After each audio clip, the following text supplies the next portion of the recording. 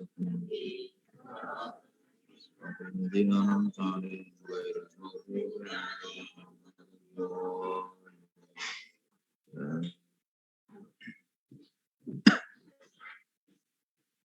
Bismillahirrahmanirrahim. Alhamdulillahi rabbil alamin. Wassalatu wassalamu ala asyrafil anbiya'i wal mursalin sayyidina Muhammadin wa ala alihi wa sahbihi ajma'in. Rabbi shrah li sadri wa yassir li amri wahlul 'uqdatam min lisani yafqahu qawli. Subhanaka la ilma lana illa ma 'allamtana innaka antal alimul hakim. Wala haula wala quwwata illa billahil aliyyil azim. Qala Syekhul Mu'allif rahimahullahu ta'ala wa adama an-naf'a bihi wa bi barakati ulumihi wa bikum fid dharain amin. Qala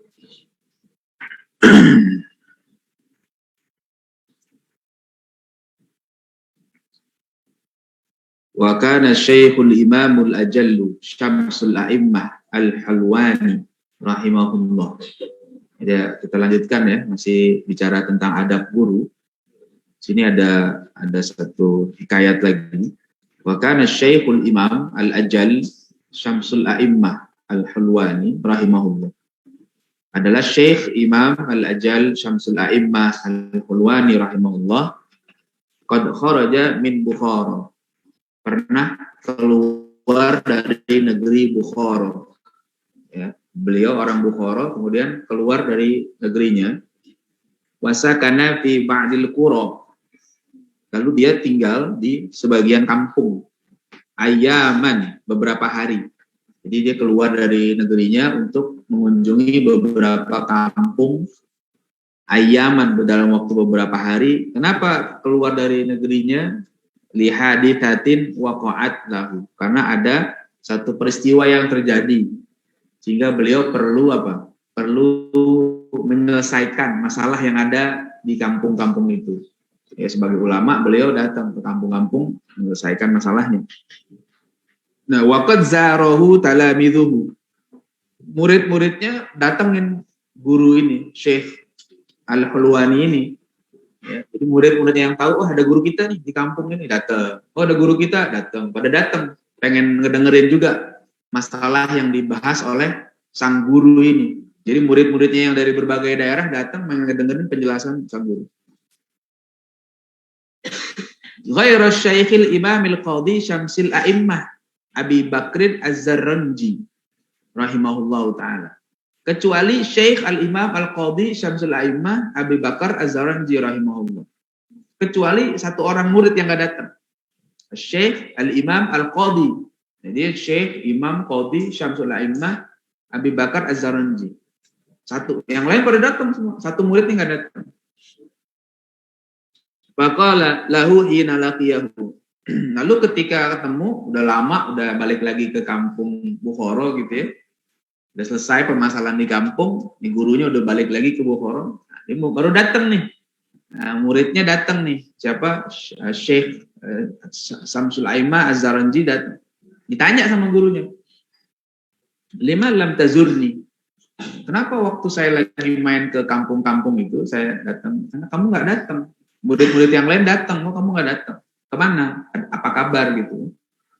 Faqala lahu, lalu dia jawab dengan jujur, kuntu masyghulan bi khidmatil walidah. Waktu itu saya lagi sibuk ngurus ibu saya. Ya, mungkin ibunya lagi sakit, mungkin ibunya lagi perlu bantuan. Ya. Bagus nggak? Bagus ya, dia bantuin ibunya. Nah, terus kata gurunya apa? Faqala turzaqul umrah wala turzaqu rawnaqad dars. Ya, bagus. Kata gurunya, kamu akan dapat apa? Karunia berupa umur yang berkah. Kenapa? Karena apa? Karena bantuin orang tua yang lagi sakit. Bakti kepada orang tua itu mesti jangan ditinggalkan. Ya. Wala turzaqu rawnaqal dars. Tapi kamu kemarin enggak dapat pelajaran yang unik, yang bagus. Kenapa? Kan enggak datang, ya kan? Jadi ketinggalan. Ketinggalan pelajaran yang disampaikan. Kenapa? Karena enggak datang. Gitu. Tapi bukan berarti ini salah ya, enggak, maksudnya ya dia wajar nggak datang karena ada uzur ya. Uzurnya apa? Ngurus orang tua. Ya. Cuma karena dia nggak datang sama sekali atau nggak ngasih kabar sehingga dia kehilangan kesempatan dapat ilmu yang yang unik, yang mungkin jarang dibahas karena waktu itu nggak ada kejadian apa-apa. Nah, pada saat gurunya keluar ada satu peristiwa yang di situ ada ilmu yang sangat menarik. Dia nggak dapat. Kenapa? Nggak hadir ke majelis yang waktu itu dia gurunya hadir. Wa kana kadzalik. Dan akhirnya memang begitu. Ya, dia betul umurnya berkah nih, muridnya ini berkah. Kenapa? Karena taatnya sama orang tua luar biasa. Ya, tapi ada satu masalah yang tadi dia nggak kuasai. Kenapa? Karena waktu itu nggak hadir. Fa innahu kana yaskunu fi aktsari awqatihil qura. Dan dia itu diam menempati kampung-kampung di sebagian waktunya. Ya begitu. Jadi Syekh ini Al-Qadhi Al-Azzaranji ini dia akhirnya ngajar di kampung-kampung. Walam yantazim lahud dars. Dan tidak tersusun rapi ya pelajarannya. Jadi maksudnya ya kadang di sini, kadang di sana, pindah-pindah gitu ya, ngajarnya. Seperti itu. Dah selesai. Faman ta'adza minhu ustaduhu yuhramu barakatal ilmi. Barang siapa yang bikin sakit hati gurunya, maka dia akan terhalang dari keberkahan ilmu. Wala yantafi'u bihi illa qalila, dan tidak akan manfaat ilmunya kecuali sedikit saja. Ini peringatan. Jadi kita jangan suka bikin sakit hati guru. Jangan ngecewain guru dengan perilaku kita yang nggak baik, dengan akhlak kita yang jauh dari akhlak-akhlak yang diajarkan oleh guru-guru kita. Kalau kita ngaku murid seseorang, maka jaga nama baik guru itu. Jangan cuma ngaku doang. Saya muridnya fulan, tapi akhlak kita jauh dari guru yang kita sebut. Nah, itu namanya apa? Menjatuhkan nama baik guru kita. Jadi kalau kita punya guru yang baik, alhamdulillah itu satu nikmat, maka jaga nama baik guru itu, jangan sampai nanti orang mencela. Gara-gara kita nggak benar, nanti apa? Oh, pantesan muridnya dia. Oh, berarti gurunya ngajarinnya nggak benar. Padahal gurunya benar ngajarin, tapi kitanya yang apa? Yang nggak benar mungkin. Ada satu syair ini. Innal muallima wat tabiba kilahuma la yansahani idza huma lam yukram.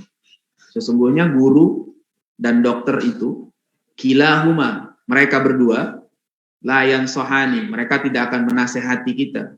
Idza huma lam yukram, jika keduanya tidak dimuliakan.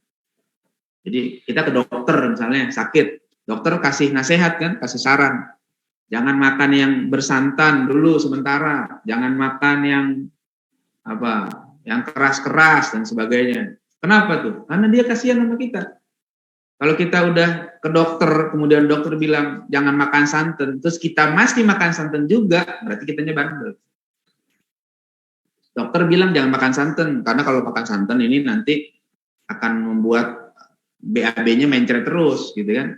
Berhenti dulu sementara, ya. Nanti kalau udah sehat nggak apa-apa. Tapi dia nggak peduli, bodo amat, enak makan terus, ya udah nggak sehat-sehat lah. Jadi dokter itu ketika menasehati pasiennya itu karena dia sayang, dia pengen pasiennya sembuh. Itu juga guru ketika menasehati muridnya, dia pengen muridnya itu sembuh dari penyakit.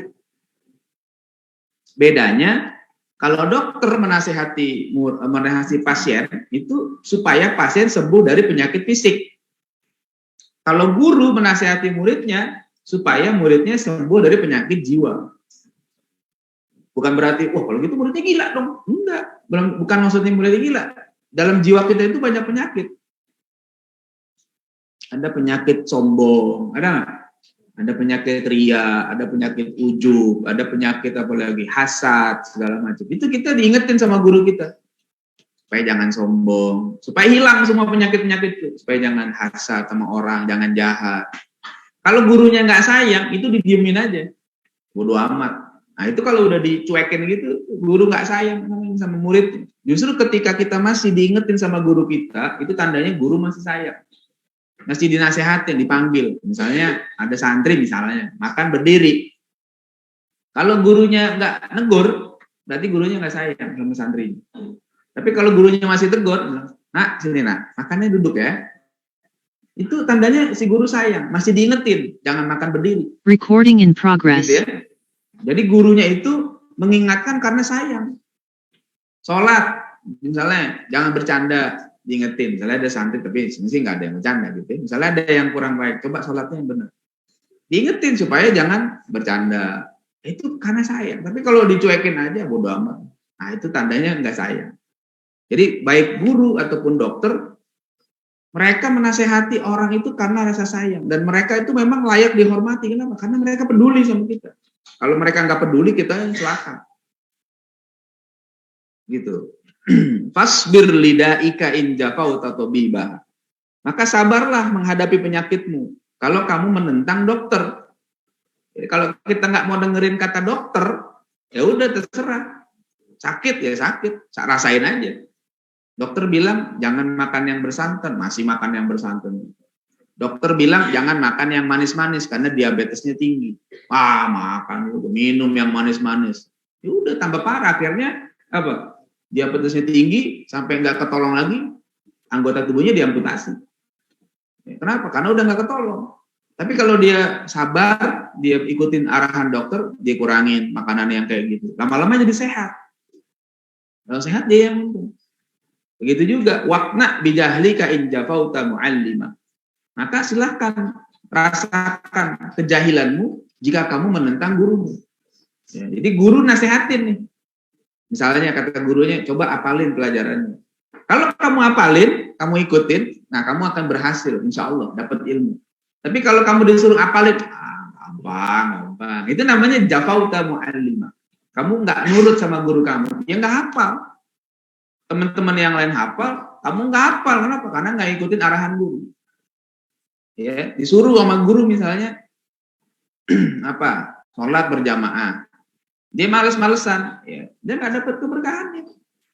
Apa saja pelajaran-pelajaran yang dikasih tugas sama guru, kasih tugas nih, coba kerjakan. Tulis ini, tulis itu, kerjakan aja. Jangan nggak dikerjakan, ya nanti nggak dapat ilmu. Kenapa? Karena nggak nurut apa yang disampaikan oleh gurunya. Gitu ya. Jadi jangan pernah berpikir kalau guru itu jahat sama kita. Enggak. Guru itu sayang. Cuma cara ungkapkan sayangnya itu beda-beda. Gitu. Ada yang kadang dengan cara menasehati pelan. Kadang ada yang mesti marah ya marah. Tapi belum tentu kalau marah itu benci. Enggak. Ya, justru karena dia sayang itu ya dia marah. Tentu dengan batasan yang wajar ya, bukan yang nggak wajar. Kalau yang nggak wajar ya itu nggak dibenarkan juga. Kalau guru sampai nempeleng muridnya segala macam itu ya itu tidak dibenarkan. Tapi kalau sekedar ditegur, diperingatkan, ya itu wajar-wajar aja. Wa hukiya annal khalifata Harun ar-Rasyid ba'atha benahu ilal Asma'i. Dihikayatkan bahwa Khalifah Harun ar-Rasyid pernah mengirim anaknya kepada Imam al-Asma'i, seorang ulama. Untuk apa? Liyu'allimahul ilma wal adab, agar diajarkan ilmu dan adab. Jadi dulu begitu tradisinya ulama itu.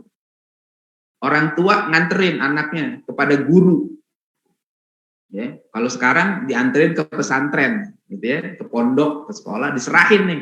Syekh, saya serahkan anak saya, tolong didik. Ya, ajarin ilmu, ajarin adab. Jadi bukan cuma supaya jadi orang pinter, tapi jadi orang benar. Diserahkan, dipercayakan, nggak pakai ngatur-ngatur macam-macam. Anak khalifah ini kan pemimpin tertinggi umat Islam. Jadi anaknya itu dididik, kasih ke guru. Fara'ahu yauman yatawaddau wa yaghsilu rijlahu. Suatu hari ini khalifah datang mau ngecek anaknya. Saya pengen lihat anak saya. Ya, tapi bukan waktu perpulangan. Ngelihat aja belajar gimana nih? Bener nggak belajarnya? Suatu hari pas lagi ngecek dia ngelihat Imam Al-Asma'i lagi wudhu. Lagi wudhu, terus lagi nyuci kakinya, membasuh kakinya. Wa ibnul khalifati yasubbul ma' ala rijlihi. Putra khalifah tadi lagi nuangin air di atas kakinya. Jadi anak khalifah pakai gayung gitu ya, nuangin airnya. Khalifah lagi nyuci kakinya. Gitu kan? Anak khalifah. Ya. Anak Kalau kata kita anak presiden, anak raja, ngambilin air buat guru, nuangin buat gurunya. Di sini ada nggak anak khalifah? Ada. Anak presiden ada nggak? Ada. Anak raja ada? Ada juga. Saya kira di sini ada anak khalifah, nggak ada. Anak orang kaya, banyak lah ya. Ya. Anak menteri ada, anak menteri di sini. Ya, jadi kan ini anak khalifah ya, anak khalifah yang punya kedudukan sangat tinggi. Terus begitu dilihat sama bapaknya, wah anak saya lagi nuangin air. Fa'atab al-Asma'iyya fi dzalik. Lalu al-Asma'i gurunya ditegur. Domelin. Ditegur keras. Di qaulihi sambil ngomong, innama ba'attuhu ilaika litu'allimahu wa tu'addibahu. Saya ngirim anak saya kepada Anda itu supaya diajarin ilmu, diajarin adab yang benar ya, nggak usah gitu-gitu banget. Jangan nanti ada yang nyuciin kaki saya lagi. Sendalnya nggak apa-apa cuciin, tapi kakinya jangan, nggak usah. Maksudnya ini dalam rangka begitulah adab para ulama kita dulu. Ketika belajar itu betul-betul memuliakan guru dan mereka tahu betapa adab itu kayak begitu. Jadi sampai menganggap kalau cuma nuangin air itu masih kurang adabnya. Kalau lebih beradab lagi dia tuh bersihin kaki guru. Wah itu kalau zaman sekarang dipraktekin gitu akan heboh gitu. Ya. Oh, padahal ya begitulah adab para ulama. Kalau kesannya sekarang itu aneh, orang menganggap ih aneh banget, ih lebay. Bukan lebay, bukan aneh. Justru kita yang semakin jauh dari adab. Karena kita nggak paham menganggap sesuatu yang baik dianggap aneh. Karena apa? Karena udah jarang yang melakukan. Gitu ya. Tapi bukan berarti ini harus begitu-gitu juga. Enggak. Maksudnya ya kita nggak mesti dituntut kayak gitu. Tapi paling nggak yang ditekankan adalah bagaimana kita beradab. Gitu. Nggak usah nyuciin kaki guru lah. Nggak usah. Ya, pokoknya beradab aja yang baik kepada guru. Ya, kalau nyuciin sendal nggak apa-apa. Nyuciin motor boleh. Nyuciin mobil juga oke. Nggak apa-apa. Cuma sendal guru jangan dipakai. Ya, sendal ustadz nyariin kemana gitu ya. Begitu datang ke masjid sendal ustadz hilang. Nggak taunya dipakai sama santri. Ya, ketika ditanya kenapa kok dipakai, ngambil berkah. Jawaban. Aduh, paling-paling kita mau ngomel santri. Jujur banget. Pernah kejadian gitu di sini. Sendal saya lagi dipakai.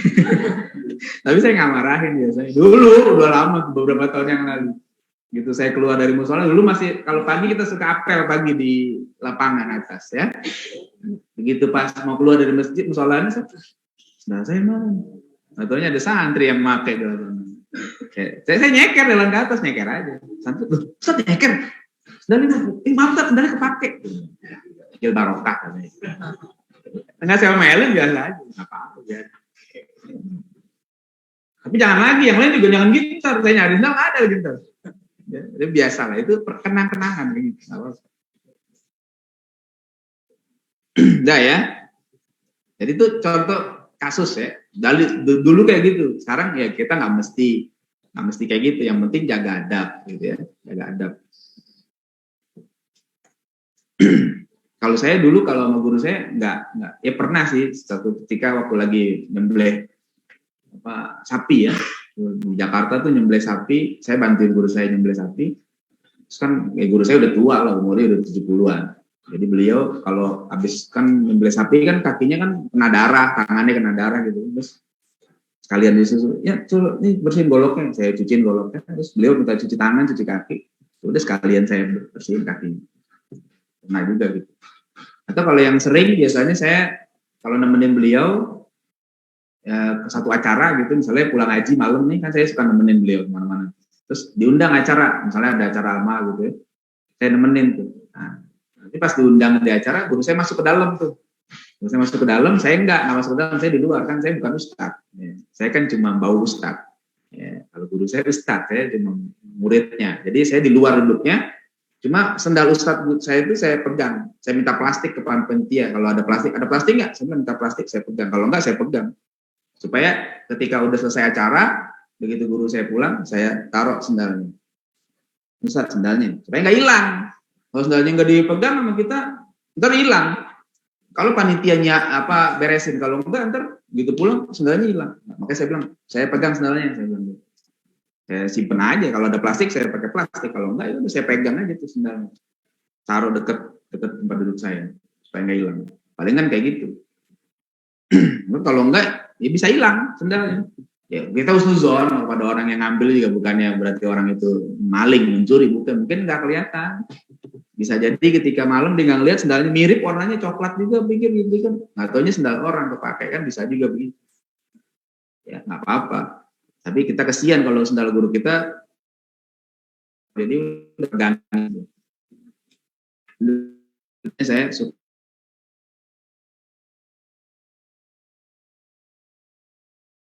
itu yang bawain saya itu biasanya guru saya nggak bawa, kalau dikasih kasih dia tuh, udah saya bawain berapa.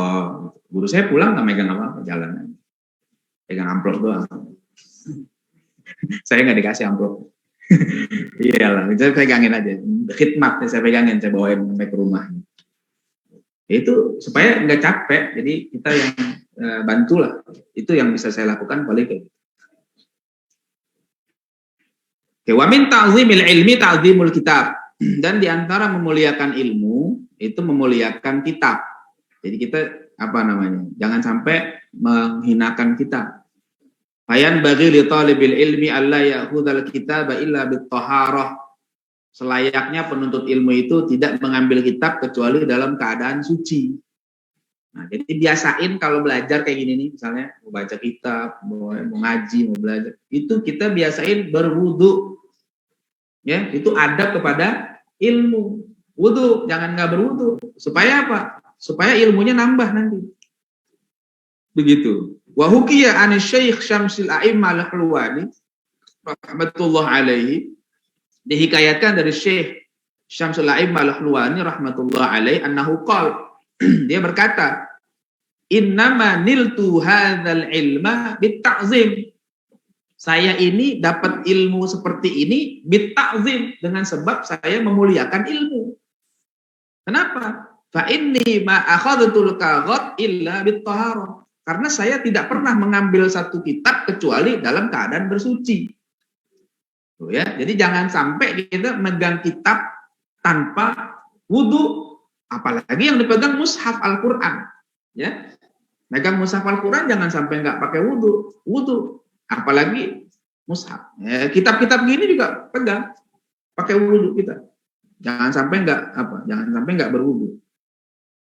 Wa Syekhul Imam Syamsuddin Asy-Syarkhasi rahimahullah taala kana mabtunan, dan pernah suatu hari Syekh Al-Imam Syamsuddin Asy-Syarkhasi rahimahullah mabtunan, sakit perut, diare, ya BAB terus, sakit perut. Wa kana yukarriru fil lailatin, dan meskipun lagi sakit perut beliau tetap ngulang-ngulang pelajaran di satu malam. Nggak ada alasan sakit kemudian tidur aja gitu. Enggak, tetap aja. Itu kalau ulama gitu, lagi sakitnya aja masih mutolaah. Kita lagi sehat aja tidur. Kalau ulama gitu, lagi sakit masih yukarrir, ngulang-ngulang pelajaran. Satu malam tuh diulang. Fatawaddu'a fitil kalailah sab'a asyrata marratan. Dia wudu di malam itu sampai 17 kali. Kenapa? Kan buang air tadi, diare. Buang air, wudu lagi, diare. Jadi malam itu dia BAB 17 kali. Setiap habis BAB, batal nggak wudunya? Batal wudunya, wudu lagi. Dan jangan membayangkan kamar mandi orang dulu kayak kamar mandi kita sekarang. Kadang-kadang kamar mandi orang dulu tuh adanya di luar rumah. Ya, kadang-kadang begitu. Jadi dia bolak-balik. Kalau sekarang kita mah kan enak, kamar mandi kita di dalam rumah. Bahkan ada yang lebih enak lagi kalau rumahnya besar, kamar mandinya di dalam apa? Di kamar. Sampai orang bingung, ini kamar dalam kamar mandi atau kamar mandi dalam kamar. Ya. Jadi kalau dulu orang sampai keluar rumah ngambil bolak-balik 17 kali semalam. Gelap, lampu belum kayak sekarang, bolak-balik gitu. Coba kalian berani nggak gitu? Gelap-gelapan gitu, nggak ada lampu. kaku kayak sekarang, ya, serem lagi malu-malu. Gitu, ntar lagi pengen ke kamar mandi ada yang colek. Ya salah, akhirnya nggak jadi mutolaah, tidur, nahan buang air sampai pagi. Pada dicolek, udah deh. Padahal yang nyolek juga temennya.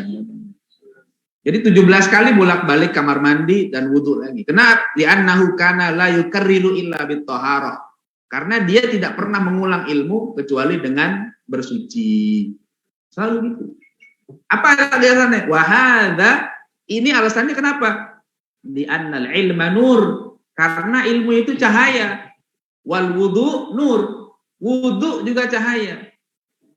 Fayazdadu nurul ilmi bihi, maka cahaya ilmu akan bertambah dengan cahaya wudu. Tuh, jadi nur ala nur. Jadi cahaya berlapis cahaya lagi, makin terang. Kalau dia ilmunya ditambah dengan wudu. Wudu itu cahaya. Nabi itu kan ditanya sama sahabat, ya Rasul, bagaimana nanti Anda bisa mengenali umat ketika hari kiamat? Kaifa ta'rifu ummataka yaumal qiyamah bainal umam? Kan banyak nih umat dari zaman Nabi Adam. Kata Nabi, a'rifuhum bi annahum ghurrun muhajjalun min atharil wudu. Saya bisa kenali umat saya itu nanti anggota tubuhnya terang karena bekas wudu. Makanya nanti orang-orang yang biasa sholat di bumi ini, di dunia ini, wajahnya terang. Meskipun di dunia misalnya dia orang-orang kulit hitam, ya kayak orang-orang Afrika gitu ya, orang-orang kulit hitam tuh, Sadio Mane, bener ya, pemain Liverpool ya, betul nggak? Senegal, bukan ya, bener Senegal ya, masuk Piala Dunia, ya. Muhammad Salah kalah kemarin, nah, akhirnya Mesir nggak masuk Piala Dunia, ya, karena ya strikernya salah. Harusnya strikernya betul, dengan salah. Ya. Akhirnya itu orang-orang kulit hitam kayak Sadio Mane, kalau dia sholat, nanti di akhirat itu wajahnya terang. Kenapa? Karena wudu. Sebaliknya orang di dunia yang nggak pernah sholat, meskipun dia putih, wajahnya kulitnya putih, bahkan bukan cuma putih, glowing. Tahu glowing? Yang akhwat tahu tuh biasanya tuh, glowing gitu ya.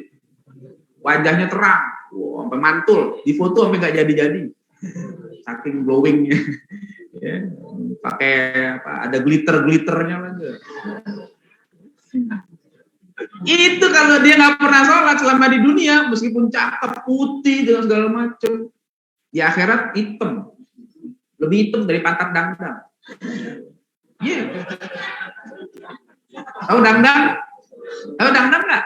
Panci tuh nggak? Gorengan deh, ya gitu tuh. Itu kalau udah lama dikenain api, pantatnya hitam nggak? Nah, itu lebih hitam lagi.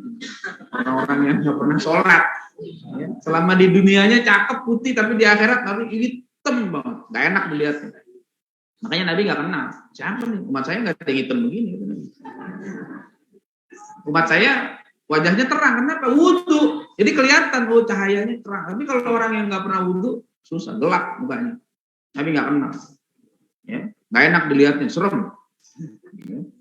Kayaknya banyak yang wudu, ya. Kalau batal, tuh Bilal bin Rabah kan sahabat Nabi yang kulitnya hitam kan, tapi karena punya amalan selalu wudu, dawamul wudu, sampai belum meninggal aja suara bakyaknya kedengaran ke surga kan.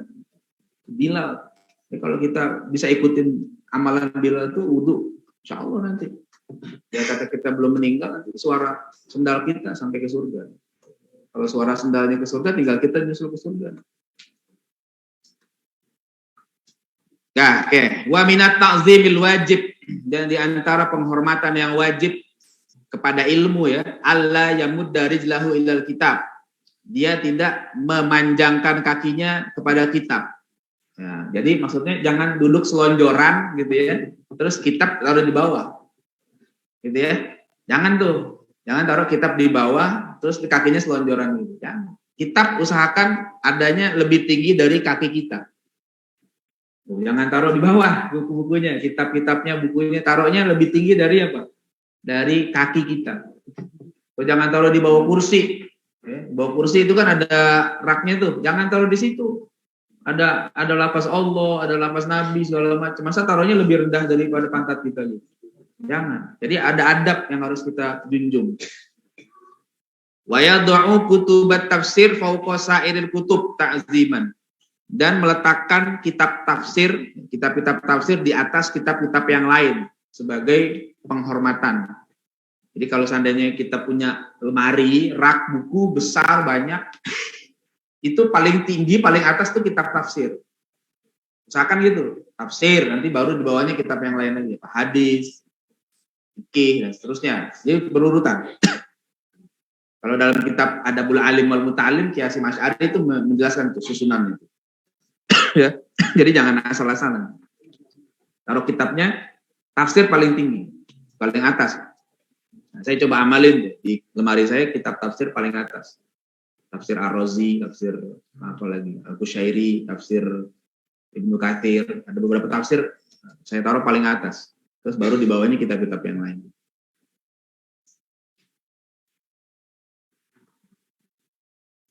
Wala yad'a 'alal kitabi syai'an akhar. Dan tidak meletakkan sesuatu di atas kitab. Ya, sesuatu yang lain. Jadi jangan naruh apa-apa di atas kitab. Kalau bisa di atas kitab jangan naruh misalnya apa? Gelas kopi. Di atas kitab. Di kitab di atasnya taruh. Jangan taruh di atas kitab. Biar di kitab itu di atasnya nggak ada apa-apa. Kecuali mungkin pulpen ya. Kalau pulpen nggak apa-apa buat dia nulis, buat dia ngasih catatan. Tapi jangan taruhin yang lain. Taruhin handphone di atas kitab. Jangan. Gitu ya, jangan taruh. Ya, apalagi taruhin nasi goreng di atas kitab. Jangan. Pokoknya jangan naruh sesuatu yang lain yang nggak ada hubungannya dengan kitab.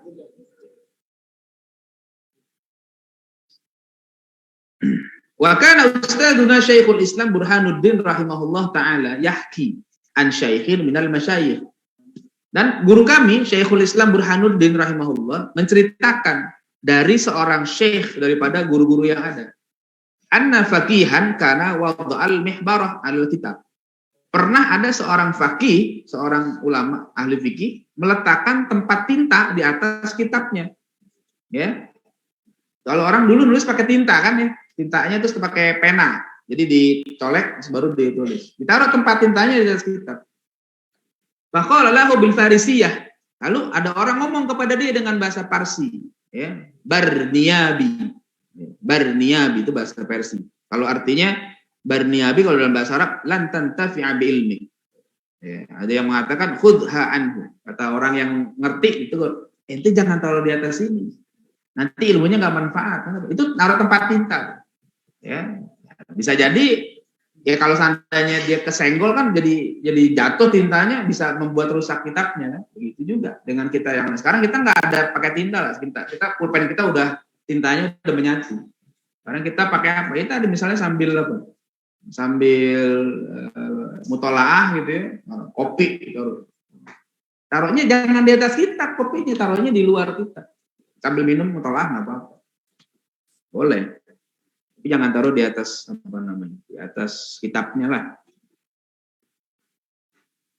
Wa kana ustazuna al-qadhi al-imam al-ajal fakhrul Islam adalah guru kami al-qadhi al-imam al-ajal fakhrul Islam al-ma'ruf bi Qadhi Khan yang dikenal dengan Qadhi Khan rahimahullah taala yaqul dia berkomentar apa komentar illam yurid bidzalikal istighfafa fala ba'sa bihi. Kalau dia menaruh sesuatu tadi, tapi maksudnya bukan merendahkan kitab, fala ba'sa bihi, enggak apa-apa. Misalnya gini, misalnya angin, banyak angin ya, angin kencang atau di masjid ada kipas angin kencang. Kalau seandainya dia enggak taruhin sesuatu di atasnya, kitabnya ketiup-tiup. Gitu ya, ketiup-tiup sehingga akhirnya terbuka, akhirnya ditaruhin di atas supaya apa niatnya supaya enggak terbang kitabnya. Itu boleh. Karena nggak ada niat istighfaf. Jadi yang bagus, kalau bisa sih jangan tetap. Tapi wal aula kata beliau ayat taharraza anhu. Tapi yang lebih utama sih jauhkan, jangan sampai ada sesuatu di atas kitab. Kalau bisa begitu. Oke. Terus ini adab kepada ilmu nih ya, adab kepada ilmu itu banyak. Wa minat ta'zimil wajib dan diantara adab kepada ilmu juga yang wajib diamalkan ayyujawwida kitabatal kitab. Dia bikin bagus tulisannya dalam kitab. Nulis yang bagus tulisnya. Jangan kayak apa? Benang kusut. Jangan kayak apa? Ceker ayam. Pokoknya nulis yang bagus, usahakan. Kalau kalian nyatet di buku tulis kah, di buku catatan, tulis yang bagus. Ya. Wala yuqarmito. Dan jangan apa? Yuqarmit itu nulis kecil-kecil. Nulisnya kecil sampai susah. Jangankan orang lain, dia sendiri nggak ngerti bacanya. Dia bacanya apa nih? Tahu apa ya? Dia nulis dia nggak ngerti. Jadi kalau tulis tulis yang jelas. Ada nggak yang nulisnya kecil-kecil? Ada. Jangan nulis jangan kecil-kecil. Bapak baca, tulis yang besar. Jadi kalau kita nulis biar jelas, hurufnya biar jelas. Jangan terlalu halus sehingga nanti kita apa namanya? jadi kita nggak bisa baca sendiri. Wa yatrukal hasyata illa inda darurah. Dan meninggalkan hasyiyah, maksudnya tidak mencoret-coret pinggiran-pinggiran kitab. Illa inda darurah, kecuali keadaan darurat. Nah, kalau bisa tuh ya, makanya saya suka bilangin ke anak-anak, kitabnya jangan dicoret-coret kalau bisa.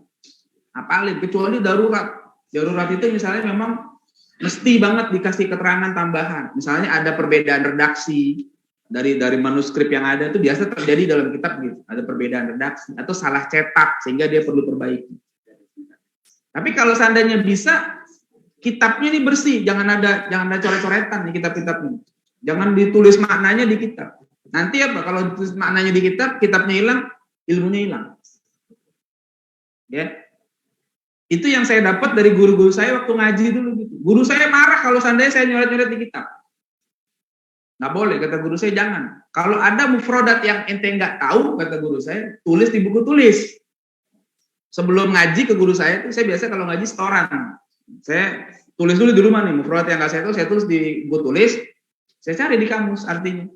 Saya hafalin, begitu baca udah kitabnya kosong, nggak ada coret-coretan. Sehingga mufrodat itu lekat di kepala kita. Tapi kalau dicoret dia di bukunya saja, nanti akhirnya ketika bukunya hilang, nggak bisa. Atau ketika ujian lisan, pakai kitab ustadznya bingung. Terjadi nggak gitu? Pakai kitab siapa ustadz? Pakai kitab saya. Ya, Bidayatul Hidayah lagi. Tambah lagi puyeng apalagi.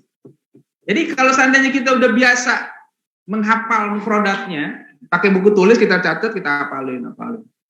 Kitabnya kosong, bersih. Bukan berarti malas, enggak, emang kita udah hafal. Jadi semua mufrodatnya ada di kepala, bukan di luar kepala. Kebanyakan kita mufrodatnya di luar kepala, nggak ada yang masuk. Jadi nggak hafal. Jadi biasain gitu. Jadi metode belajar yang saya dapat dari guru-guru saya itu, jangan nulis di kitab. Nulisnya di buku tulis, lalu yang dari buku tulis itu hafalin. Jadi andaikan kitabnya hilang, kitabnya berganti, beda penerbit yang kita baca, nggak masalah. Karena mufrodatnya kita udah hafal di kepala kita. Itu kalau mau diikutin. Makanya kitab-kitab saya waktu ngaji dari dulu guru-guru saya nggak kotor, bersih. Karena guru saya marah kalau lihat kitabnya ada coretan, ngapain dicoretin? Nanti nggak hafal tuh, gomelin sama guru saya. Ya, jadi malas katanya. Jadi kalau nanti dia baca kitab yang sama tapi punya orang nggak bisa baca dia. Kenapa? Karena mufrodatnya ada di kitab dia doang. Jadi harus dibiasain. Kalau bisa jangan ngoret-ngoret, kecuali darurat ya tadi misalnya tadi ya ada salah cetak, kemudian ada beda redaksi itu bisa terjadi perbedaan redaksi karena perbedaan manuskrip yang ada. Boleh. Wara'a Abu Hanifah katiban yuqarmitu fil kitabah. Pernah Abu Hanifah melihat seorang penulis menulisnya kecil-kecil. Nulisnya sangat kecil halus. Faqala lima tuqarmit khattaka. Ya, kenapa kamu nulis kecil-kecil katanya? Kata Abu Hanifah. Kenapa Anda nulisnya kok kecil-kecil kayak begini? In ishta tandamu. Kalau kamu hidup panjang umur, kamu bakal nyesel kalau nulis kecil-kecil gini. Kenapa? Kita makin tua, mata kita makin jelas apa enggak? Makin burem kan? Mata kita makin min. Ya, makin kecil lagi. Jadi tambah susah. Kalau umur panjang nih, kita bakalan apa? Bakalan nyesel baca tulisan kita kok nggak jelas. Kenapa? Orang kita sendiri yang bikin tulisannya nggak jelas. Itu kalau umur panjang kata Imam Abu Hanifah. Wa in mitta atau wa in mutta tushtam. Kalau kamu mati, kamu bakal dicela sama orang. Kenapa? Ini siapa sih bisa jelek amat gitu kan? Gara-gara apa? Nulisnya jelek. Makanya nulis yang bagus. Begitu. Biasain nulis yang rapi, besar, jelas. Jangan nulisnya kecil-kecil nggak jelas. Dempet banget nulisnya. Susah ngebedain antara A sama O. Ini A apa O? Susah bedain. Tulis yang bagus. Kalau seandainya kalian nulisnya jelek, kecil-kecil, halus, pas lagi ujian, waduh, itu bikin puyeng guru tuh. Yang meriksa itu guru langsung bisa drop itu. Bukan drop apa, ngelihat tulisannya aja udah puyeng kepala. Ya, bisa masuk rumah sakit. Ya, jangan. Jadi tulisan yang jelas, yang bagus. Dulu saya ingat waktu SMA tuh ada teman saya tuh, ya. Teman saya tulisannya terlalu bagus mungkin ya. Ya tulisannya, tapi lucu jadinya. Guru yang meriksa guru bahasa Inggris waktu belajar bahasa Inggris. Ya. Teman saya ini namanya Aziz. Ya. Kalau si Aziz nonton, maafin Aziz ya, saya ngomongin sebentar Aziz. Teman SMA, baik temannya. Aziz tulisannya itu luar biasa. Kecil, badannya gede. Tulisannya kecil. Sampai kalau lagi pas ujian itu diperiksa, gurunya bilang, Aziz, namanya Aziz kan, guru saya ibu-ibu. Aziz, kamu nulis apa Aziz? Saya nggak bisa baca tulisan kamu nih, nggak dapat nilai. Yang lain pada dapat nilai 7, 8, dia nggak dapat nilai 0. Bacain Aziz, nanti saya periksa baru saya kasih nilai. Kenapa? Karena susah dibacanya. Tulisan kamu nih bikin pusing saya Aziz. Kenapa? Karena tulisannya apa? Saking kecil. Padahal orangnya, masya Allah, segede, lebih gede dari Irfan. Gede badannya. Ya. Maaf ya Aziz ya, saya omongin ya. Tapi karena tulisannya terlalu kecil, jadi nggak kebaca sama guru saya itu. Ya itu kan bikin susah. Ini apa nih maksudnya? Nih bacanya apa nih? Bacanya Batak atau Batok. Nah, susah nih antara A sama O. Misalnya gitu. Atau botak. Bingung bedainnya. Jadi kita harus tahu apa tulisan supaya bagus bisa dibaca. Yakni maksudnya apa? Kata-kata Abu Hanifah itu. Idza syikhta, kalau kamu udah tua, wa dha'ufa basaruka, dan pandangan matamu sudah lemah, ya kan? Makin tua kan kita makin nggak bisa ngelihat tuh mata kita kan. Ya, yang udah masih muda aja banyak yang pakai kacamata, apalagi udah tua. Ya, ngelihat jauh kan nggak kelihatan. Nadimta ala dzalik, kamu bakal nyesel karena itu tadi, karena tulisannya kecil-kecil. Gitu. Jadi jangan sampai kita nulis apa? Kecil-kecil. Wa hukiya 'an Syaikh Imam Majduddin Asy-Syarjaqi. Dan ada As-Sarhaqi, ada As-Sarhaqi. Ada cara bacanya macam-macam, ada Sarhaqi, ada Sarhaqi, ada beberapa riwayat. Dihikayatkan dari Syekhul Imam Majduddin As-Sarhaqi, annahu qala, beliau berkata, ma qarmatna nadimna. Apa yang kita tulis kecil-kecil, nadimna, kita bakal nyesel. Kita bakal nyesel kenapa? Karena kita nulisnya nggak benar. Wa man takhabna nadimna.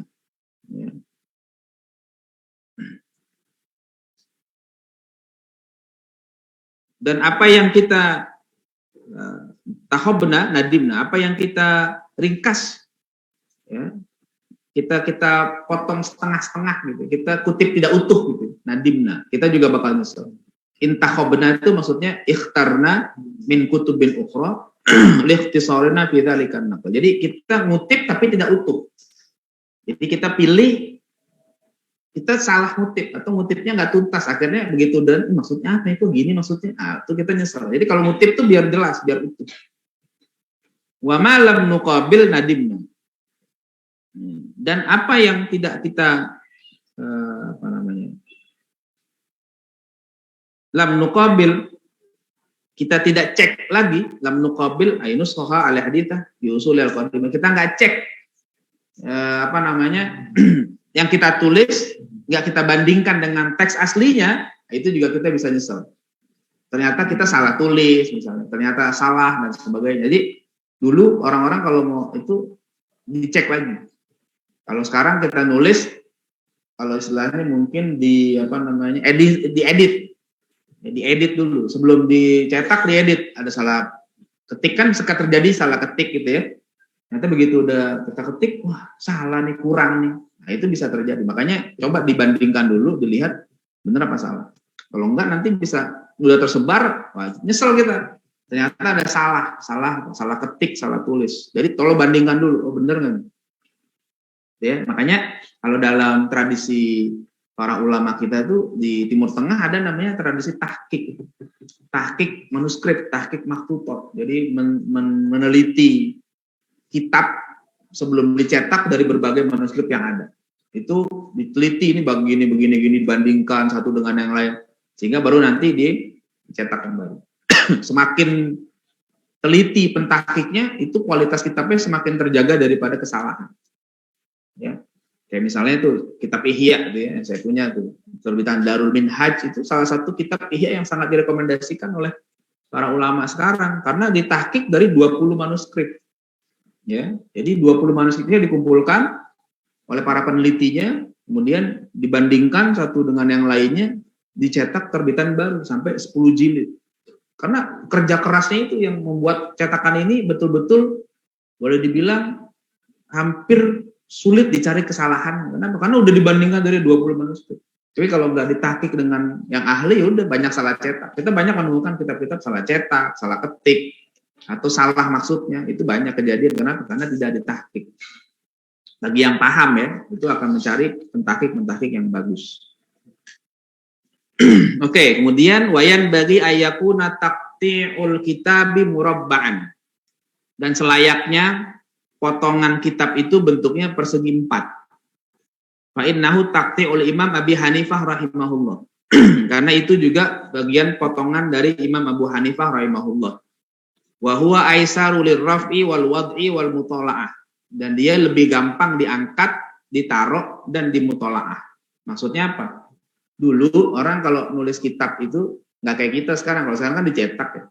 Dulu orang kan nulis tangan. Jadi kalau orang nulis kitab itu tulis tangan. Nah kalau udah ditulis tangan itu bagusnya udah jadi bentuknya segi 4 aja kertasnya. Jangan digulung.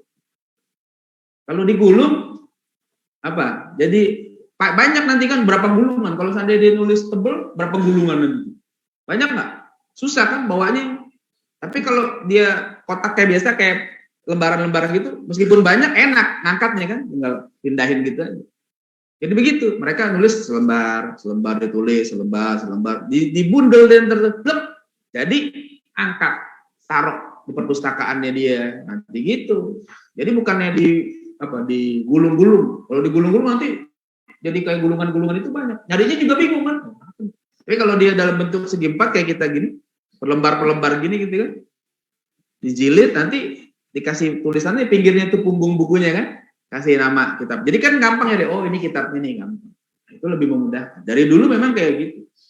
Jadi jangan pakai digulung-gulung segala. Ya, mungkin kayak gitu maksud yang di sini disampaikan. Wayan bagi alla yakuna fil kitabi syai'un minal humrah. Dan selayaknya tidak ada dalam kitab itu sesuatu dari warna merah. Wah, fa innaha sani'ul falasifah. Karena itu kelakuan orang-orang filosof. La soni'us salaf, bukan perilaku ulama salaf. Nah, ini mazhabnya beda. Nah, dia anti dengan kalangan filosof yang ngaco. Ya, ini kalau dalam kitab ini mazhabnya Imam Az-Zarnuji nggak mau nulis di kitab kita dengan warna merah. Tapi ini bukan haram. Kalau dalam kitab lain boleh. Ibnu Jamaah kalau nggak salah dalam kitab Tazkiratus Sami malah nyuruh pakai warna merah. Boleh. Jadi memang ada perbedaan pandangan ya dalam masalah ini. Nanti Ibnu Jamaah boleh ditulis selain dengan tinta warna hitam, boleh juga nulis pakai tinta warna merah supaya lebih jelas. Untuk teks-teks tertentu misalnya ya, yang misalnya itu judulnya awal pasal dan sebagainya, atau ada yang perlu digarisbawahi, yang kata-kata itu perlu diingat, dikasih warna merah penekanan. Boleh. Tapi kalau Az-Zarnuji nggak mau nih, nggak mau dia pakai warna merah. Ya udah kita hargai lah perbedaan itu ya. Jadi Imam Az-Zarnuji nggak mau karena dianggap itu simbol falasifah, simbol filosof itu warnanya merah.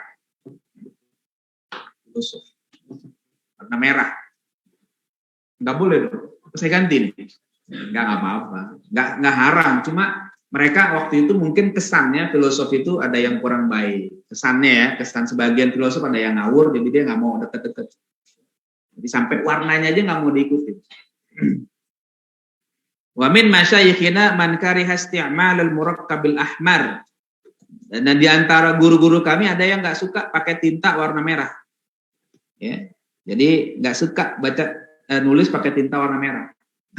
Kalau dibacanya markab itu jadi kendaraan. Jadi di antara guru-guru kita ada yang nggak suka kendaraan warna merah. Bukan markab arti kendaraan. Mobilnya Satadian merah. Jual berarti. Enggak lah, bukan markab, bacanya murakkab. Murakkab itu maksudnya tinta. Ya. Jadi ada, tapi saya katakan lagi ini bukan haram ya, enggak masalah. Dulu waktu saya kecil sekolah di rapot itu ada nilainya merah, ya makanya kalau yang nilai merahnya banyak itu kata teman-teman, rapotnya kebakaran, karena nilainya banyak. Tapi begitu belakangan ada komentar-komentar dari sebagian orang, jangan dikasih merah, itu nanti mengganggu psikologinya anak ini. Akhirnya semua nilai warnanya hitam. Ya. Dulu merah, saya banyak tuh teman-teman saya pada nilainya merah. Berapa pelajaran merah. Wih, keren nih, rapotnya warna-warni. Padahal nilainya kurang, ya, gitu ya. Jadi jangan. Dulu ada, sekarang udah nggak ada rapot warna merah, tuh nggak ada sekarang. Hampir saya nggak pernah nemukan ada rapot yang berwarna merah. Bahkan banyak di sekolah sekarang bukan cuma warna merah yang hilang, nilainya aja nggak boleh kurang dari 7. Itu tuh masalah tuh menurut saya. Masa nilai nggak boleh kurang dari 7? Jadi nilai harus kasih minimal 7. Dan semua harus naik kelas. Itu bukan sistem pembelajaran yang benar kalau semua harus naik kelas. Jadi kalau seandainya dia memang nggak layak naik kelas, ya jangan naik kelas. Masa orang nggak layak naik kelas disuruh naik kelas? Ya itu nggak benar. Orang nggak layak lulus harus lulus juga. Ya itu nggak benar. Nah itu sampai situ ilmu. Sekarang wa min ta'zimil ilmi ta'dzimus syuraka. Dan di antara bentuk memuliakan ilmu adalah memuliakan kawan. Teman-teman fi talabil ilmi wad darsi, dalam menuntut ilmu dan belajar. Jadi kita nih harus saling menghormati teman-teman kita. Sesama teman nggak boleh jahat. Makanya saya nggak mentolerir yang namanya bully-bully, itu nggak boleh ya. Kalau nasi kebuli saya mau. Kalau bully-bully nggak boleh. Jadi yang senior harus sayang sama yang junior. Junior harus hormat yang senior. Dan harus saling bantu. Ya, misalnya ada yang nggak paham, tanya. Oh saya nggak ngerti, tolong ajarin dong. Saya belum bisa nih. I'rab gimana caranya? Tolong ajarin. Boleh, asal jangan pas ujian. Ya, kalau pas ujian nggak boleh. Tapi kalau kita belajar sama teman-teman tuh harus akrab, harus baik. Kita semua bersaudara. Ya, saya dulu waktu kuliah gitu tuh. Kuliah ada teman saya bahasa Arabnya lemah. Ya, dia minta ajarin bahasa Arab sama saya. Saya main ke kosan dia pulang kuliah, kosan. Yuk, saya ajarin i'rabnya gini. Saya waktu itu ilmu hadis belum terlalu menguasai. Saya minta ajarin sama dia, ajarin saya ilmu hadis. Dia tukeran, diajarin sama dia ilmu hadis gini. Udah bisa. Jadi kita saling ambil manfaat, jangan pelit. Ya. Ada teman saya nggak bisa baca kitab waktu itu ngaji di Kampung Melayu. Dia minta ngaji, oke, saya ajarin ngaji. Belajar sama saya ajarin. Saya nggak bisa main hadroh, saya minta ajarin main hadroh. Tolong ajarin saya hadroh dong. Boleh. Jadi pulang ngaji itu saya main ke rumah dia main hadroh. Berdua sama teman saya. Saya bisa sama teman saya ajarin ke teman-teman saya di rumah. Jadi pada bisa semua. Gitu. Jadi kita bikin grup band tabok. Hadroh. Ya saya bisa tuh main hadroh. Cuma sekarang saya udah nggak manggung lagi. Dulu mah konser kemana-mana juga. Cuman kalau terusan saya nggak jadi ustaz. Ya, jadi vokalis. Aku terkenal. Ya bener. Kalau saya seandainya main hadroh terus, udah tangan saya begini mulu. Ya, sekarang saya udah hadroh kasih anak-anak yang lain. Sekarang grupnya Babe lah. Ya. Hadroh Babe grup. Ya. Babe Rehan, mana Rehan ada? Hah? Oh masuk kelas. Saya kira lagi main hadroh. Main hadroh boleh nggak apa-apa ya. Itu band juga, itu band tabok. Jadi kita harus baik sama teman-teman.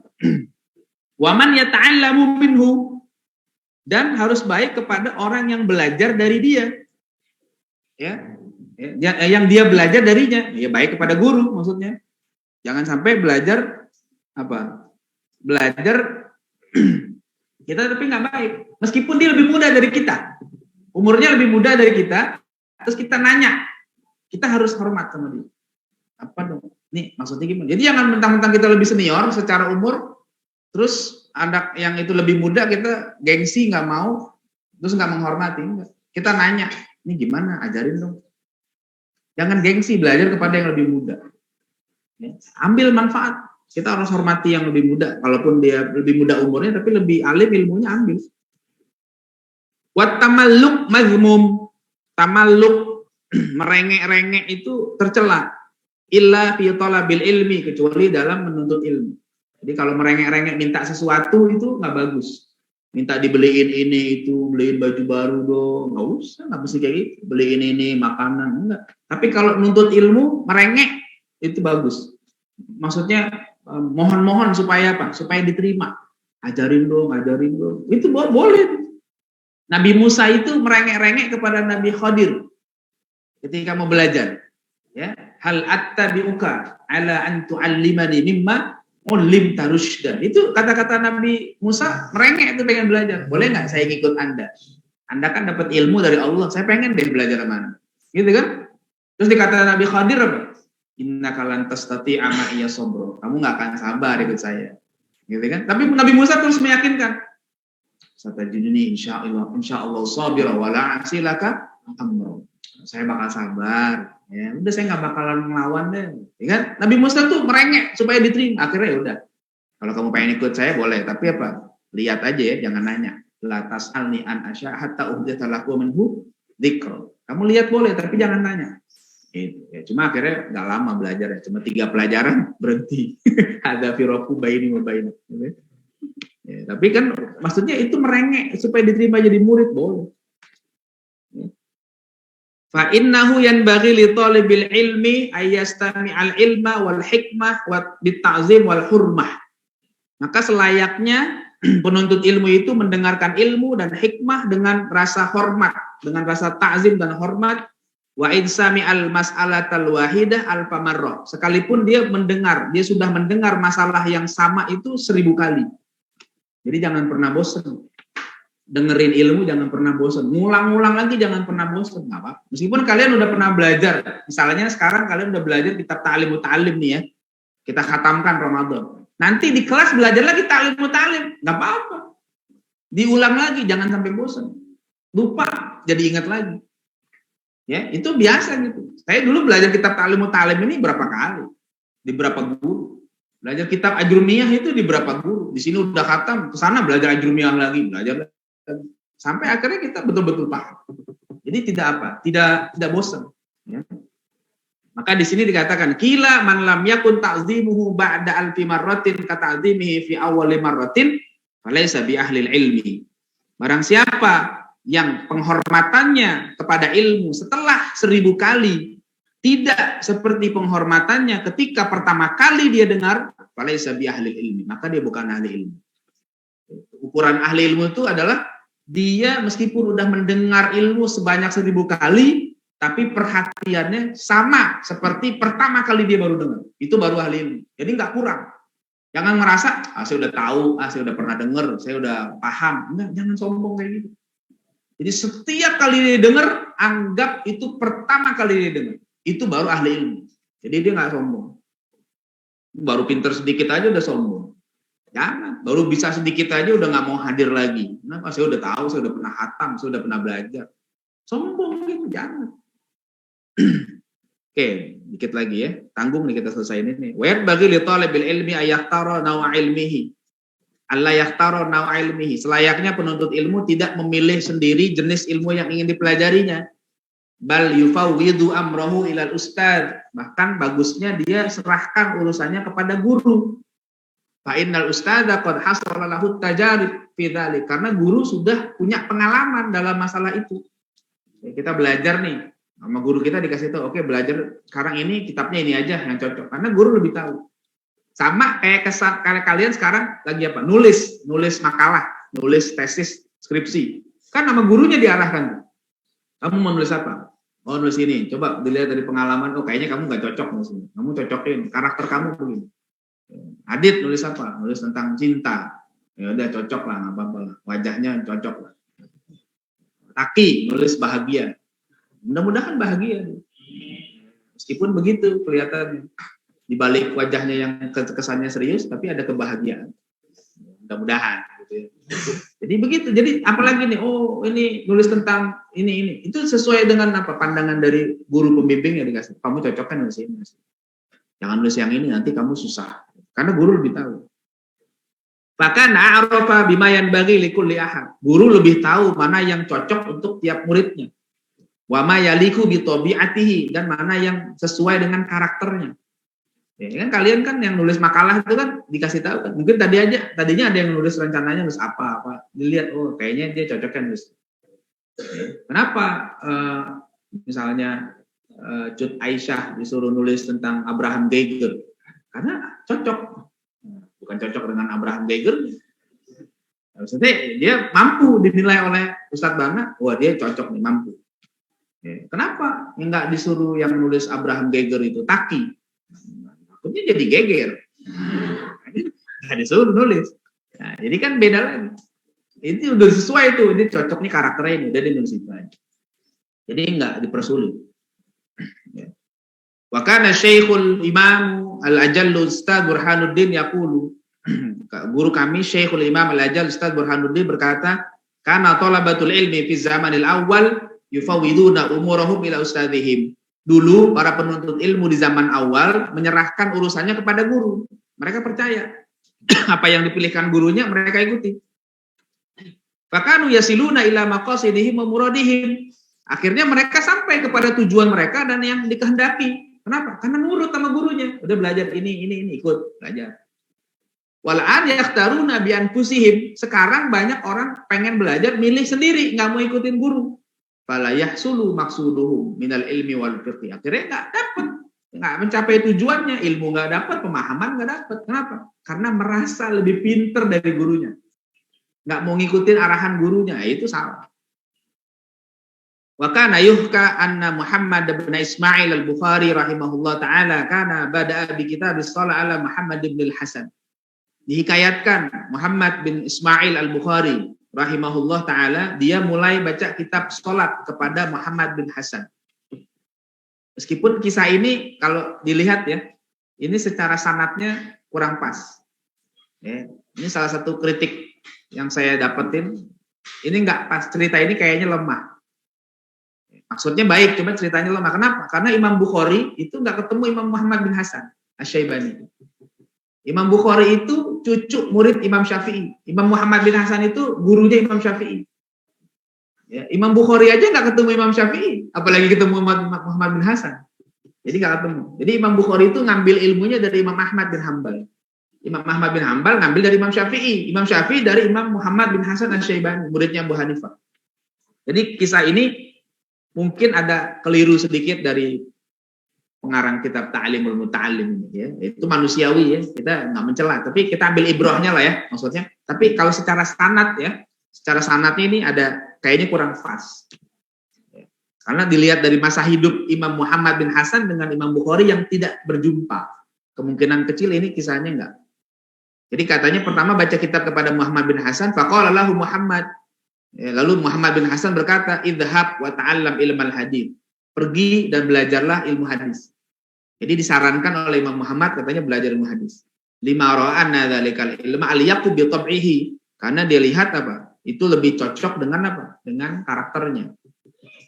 Fatalaba ilmal hadits, akhirnya Imam Bukhari nyari ilmu hadis, nuntut ilmu hadis, fasara fihi muqaddaman ala jami'i aimatil hadits. Akhirnya Imam Bukhari menjadi yang paling terdepan di antara imam-imam hadis. Ya, jadi ibrah yang kita ambil aja ya pelajarannya adalah ketika si murid itu mengikuti arahan gurunya, dia akan menjadi orang yang berhasil. Tapi masalah kisah ini secara sanadnya kayaknya kurang pas, ya. Karena masa hidupnya yang berbeda. Tapi boleh dicek lah nanti, silakan aja coba dicek masa hidup Imam Bukhari itu tahun berapa, lahirnya aja, lahirnya Imam Bukhari tahun berapa, wafatnya Imam Muhammad bin Hasan tahun berapa, cek itu. Kalau dari antara tahun wafatnya Imam Muhammad bin Hasan dengan lahirnya Imam Bukhari nggak ketemu, ada jeda, berarti nggak ketemu kapan ngajinya. Gitu ya, cara mengecek sejarah gitu antara lain. Wayan bagi li talibil ilmi alla yajlisa qariban minal ustaz inda sabqi bi ghairi daruratin. Dan selayaknya penuntut ilmu tidak duduk terlalu dekat dari gurunya ketika belajar kecuali dengan keadaan darurat. Ya, jangan terlalu dekat banget jadi seakan-akan dia sejajar, selevel. Agak jarakin dikit lah. Balian bagi ayakuna bainahu wa bainal ustaz qadral qaus. Selayaknya ada jarak antara dia dengan gurunya sekedar satu busul. Maksudnya tetap kasih jarak. Kalau bisa gitu. Fa innahu aqrabu ila ta'zim. Karena itu lebih dekat dengan penghormatan. Wayan bagi li talibil ilmi ayah tariza anil akhlaqidz dzamimah. Dan selayaknya penuntut ilmu menjauhkan diri daripada akhlak yang tercela. Fa innaha kilabun ma'nawiyah. Karena kalau akhlak tercela itu seperti anjing yang maknawi. Anjing yang tak berwujud fisik tapi maknanya ada. Ya. Wa qala Rasulullah SAW, dan Rasulullah SAW bersabda, la tadkhulul malaikatu baitan fihi kalbun aw suratun. Malaikat tidak masuk ke satu rumah yang di dalamnya ada anjing atau patung. Kata Nabi begitu. Wa inna ma yata'allamu biwasitatil malak, dan dia belajar itu kan lewat perantara malaikat. Malaikat yang nganterin ilmu ke dalam diri kita. Lewat perintah Allah, malaikat sampai. Nah sekarang kalau dalam diri kita ada anjing, malaikat nggak mau datang. Berdasarkan hadis ini kata para ulama. Ya. Makanya kita harus buang akhlak-akhlak yang tercela supaya ilmu yang diantarin sama malaikat masuk ke dalam jiwa kita. Itu kata kalau dalam bahasanya Prof. Tibanya makna dalam jiwa. Nah, jadi jiwa ini harus dibersihkan daripada akhlak yang buruk sehingga ilmu itu masuk. Wal akhlaqudz dzamimah tu'rafu fi kitabil akhlaq. Akhlak-akhlak yang tercela bisa diketahui di kitab akhlak. Wa kitabuna hadza la yahtamilu bayana. Kitab kita ini tidak membahas itu semua, ya, karena fokusnya lagi bahas metode belajar. Kalau mau bicara kitab akhlak, ya cari kitab-kitab akhlak, ya, Bidayatul Hidayah. Nah, itu tuh. Yang paling dasar itu. Nanti ayuhal walad. Ayuhal walad tuh ujiannya saya kasih nggak berani ngambil anak-anak Ristek 2. Saya bilang nggak usah ujian tertulis, ujian pengamalannya itu. Ada yang sanggup. Sama berat memang ya. Wal yahtariz khususon anit takabbur, dan jaga diri khususnya dari sifat takabbur. Jangan, jadi murid jangan sombong. Ya, jadi guru aja nggak pantas sombong, apalagi jadi murid. Ya, jadi murid sombong ya, jadi guru nggak pantas, apalagi jadi murid.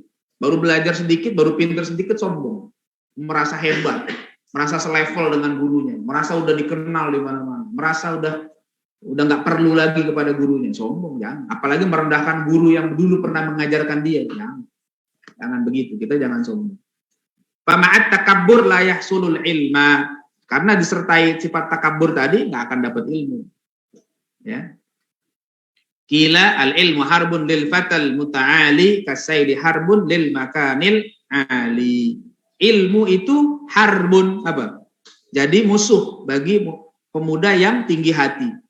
Seperti air menjadi musuh bagi tempat yang tinggi. Air akan mencari tempat yang rendah apa yang tinggi? Tempat yang rendah, ya. Air mancur gimana? Turun lagi kan?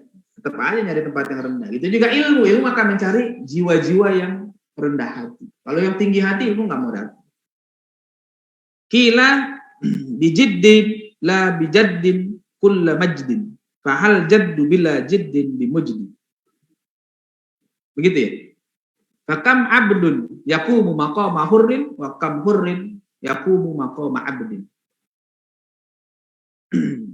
Bijiddi, dengan jid, ya, dengan apa? Jid itu kesungguhan.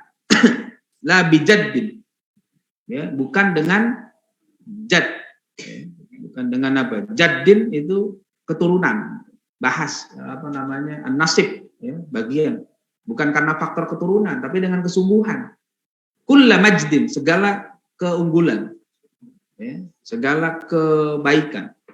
Jadi kita kalau pengen dapat ilmu bukan karena bapak saya ini bapak itu, enggak, belajar yang benar. Fahal jaddun bila jiddin bimujdin. Apakah ngaruh? Apakah manfaat faktor keturunan tanpa ada kesungguhan? Apakah kalau anak kiai pasti anaknya jadi kiai?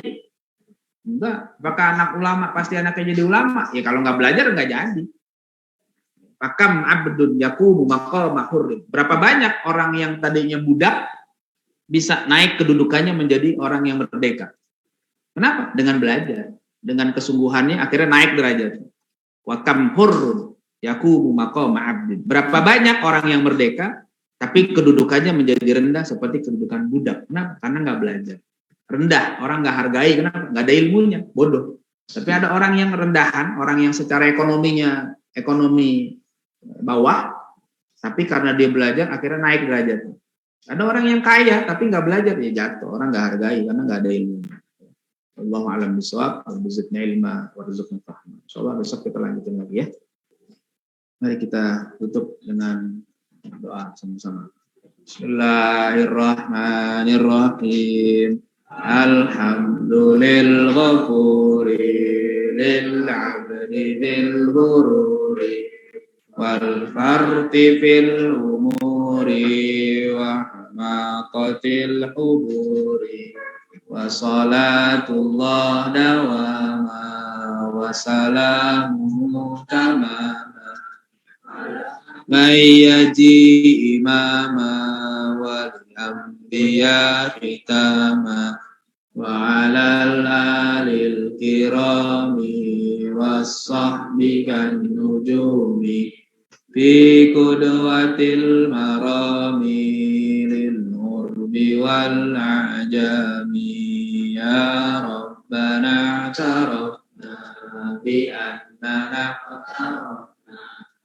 innana asrafna wa ala ladha ashrafna fatub alaina tauba kulla hauba turlana al-awrati awati waghfir liwalidina rabbi wa mauludina wal ahli wal ikhwani wa sairil khillani wa kulli dhi mahabba au jiratin au suhbah wal muslimina ajma'a amina rabbi asma' fadlan wa judan manna la biktisabi minna bil mustafa rasulina